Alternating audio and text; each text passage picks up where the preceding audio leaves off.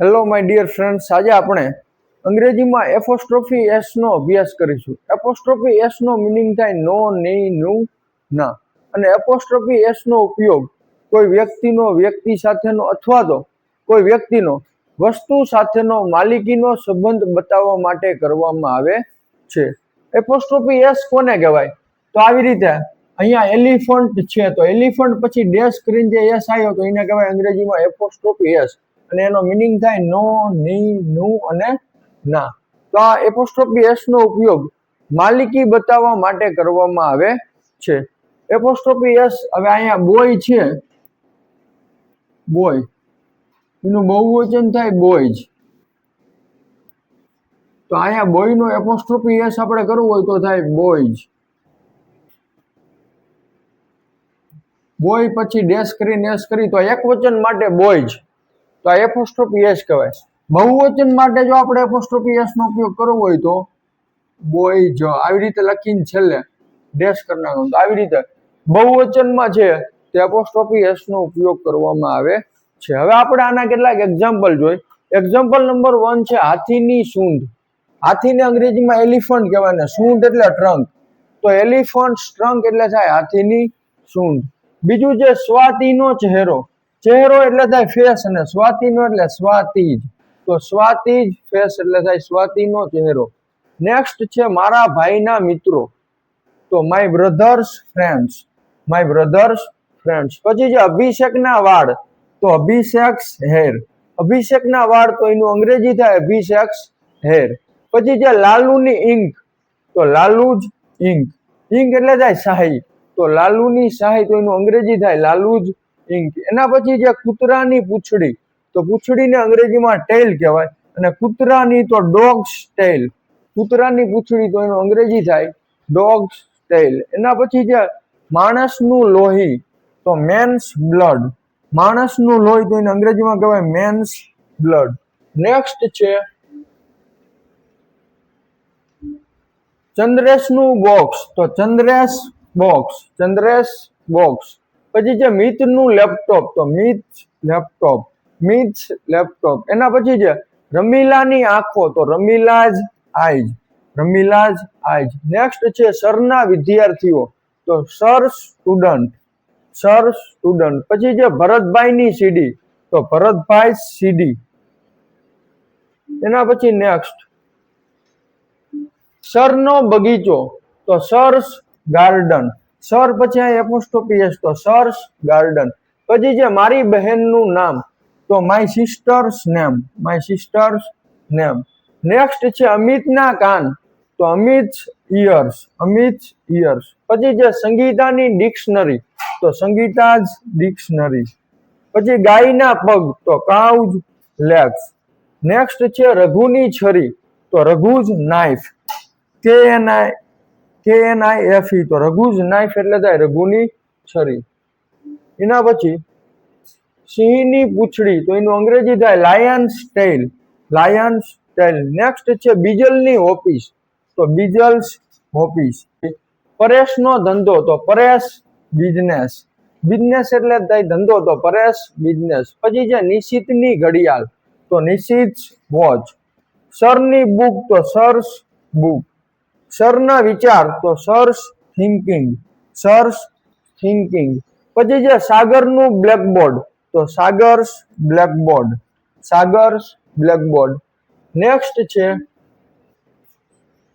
સંજયની ખુરશી. તો થાય સંજય's ચેર, સંજય's ચેર. પછી છે માતાનો પ્રેમ. તો મધર્સ લવ. જયદીપનું ઘર. તો એનું અંગ્રેજી થાય જયદીપ્સ હાઉસ. હાઉસ એટલે થાય ઘર, તો જયદીપનું ઘર એનું અંગ્રેજી થાય જયદીપ્સ હાઉસ. પછી છે પ્રશાંતનો નિબંધ. તો પ્રશાંત એસે. એસે એટલે નિબંધ થાય, તો પ્રશાંત એસે. એના પછી છે સચિનનું બેટ. તો સચિન્સ બેટ, સચિન્સ બેટ. નેક્સ્ટ છે મારા ભાઈના શૂઝ. તો માય બ્રધર્સ શૂઝ. ધોનીની ટીમ. તો ધોનીજ ટીમ. યુવરાજની સિક્સીસ. સિક્સીસ તો વધારે પ્રમાણમાં સિક્સર મારે તો કહેવાય સિક્સીસ. તો યુવરાજ સિક્સીસ. સરનો કોર્સ. તો સર્સ કોર્સ. અમારા પાડોશીના બાળકો, તો પાડોશીને અંગ્રેજીમાં કહેવાય નેબર, NEIGHBOUR. તો નેબર્સ એટલે પાડોશીના, બાળકો એટલે ચિલ્ડ્રન, તો અવર નેબર્સ ચિલ્ડ્રન. અમારા પાડોશીના બાળકો, તેનું અંગ્રેજી થાય અવર નેબર્સ ચિલ્ડ્રન. પછી જે નિશિત સરના ચશ્મા, તો ચશ્માને અંગ્રેજીમાં કહેવાય સ્પેક્ટેકલ્સ, સ્પેક્ટેકલ્સ, SPECTACLES. તો નિશિત સરના ચશ્મા એનું અંગ્રેજી થાય નિશિત સર સ્પેક્ટેકલ્સ. પછી છે તારા પપ્પાનું બાઇક, તારા પપ્પાનું બાઇક એનું અંગ્રેજી થાય યોર ફાધર્સ બાઇક. સરની સેમિનાર, સરનો સેમિનાર, તો એનું અંગ્રેજી થાય સર્સ સેમિનાર. પછી છે રાજેશનો મોબાઈલ, તો રાજેશ મોબાઈલ. વિદ્યાર્થીઓનું ટાઈમ ટેબલ, તો students time table, students time table.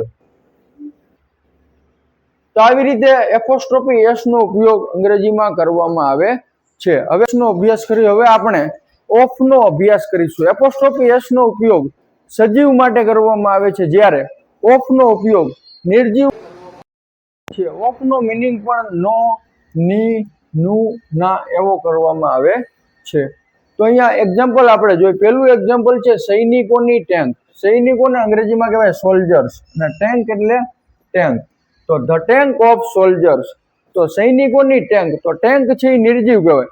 તો આવી રીતે ઓફ નો ઉપયોગ કરવામાં આવે છે. સૈનિકોની ટેન્ક તો થાય ધ ટેન્ક ઓફ સોલ્જર્સ. પછી છે ગુલાબની સુગંધ, સુગંધને અંગ્રેજીમાં કહેવાય ફ્રેગ્રન્સ, અને ગુલાબ એટલે રોજ, તો ધ ફ્રેગ્રન્સ ઓફ રોજ. તો આવી રીતે પેલા ધ ફ્રેગ્રન્સ ઓફ રોજ, તો આવી રીતે એનો મિનિંગ થાય ગુલાબની સુગંધ. પછી છે કોમ્પ્યુટરનું માઉસ, તો the mouse of computer, the mouse of computer. સ્કૂલનું form, the form of school.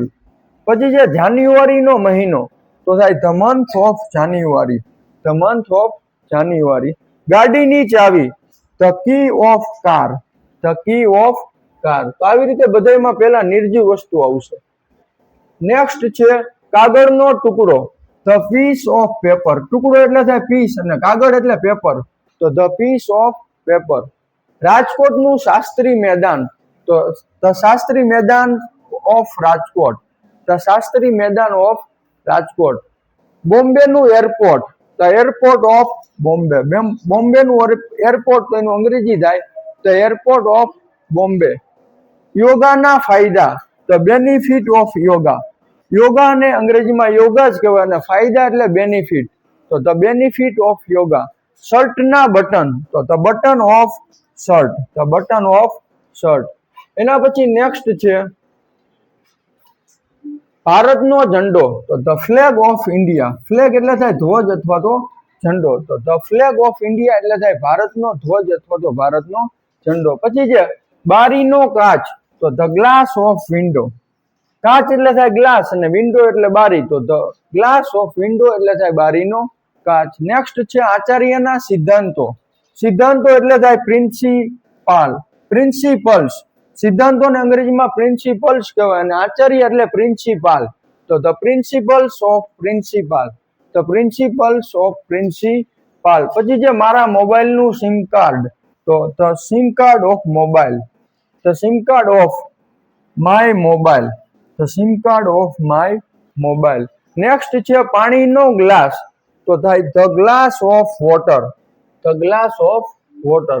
એના પછી નેક્સ્ટ મંદિરના પગથિયા, તો પગથિયાને અંગ્રેજીમાં કહેવાય સ્ટેપ્સ, અને મંદિર એટલે ટેમ્પલ, તો ધ સ્ટેપ્સ ઓફ ટેમ્પલ એટલે થાય મંદિરના પગથિયા. ઝાડના પાંદડા, ઝાડને અંગ્રેજીમાં ટ્રી કહેવાય, ને પાંદડા એટલે લીવ્સ, તો the leaves of tree, the leaves of tree.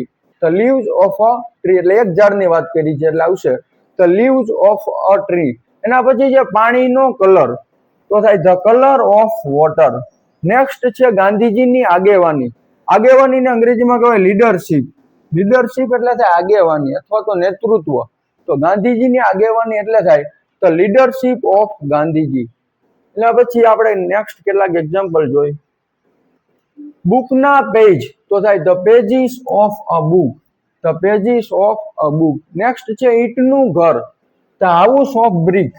Brick એટલે થાય ઈટ, અને હાઉસ એટલે ઘર, તો ધ હાઉસ ઓફ બ્રિક એટલે થાય ઈંટનું ઘર.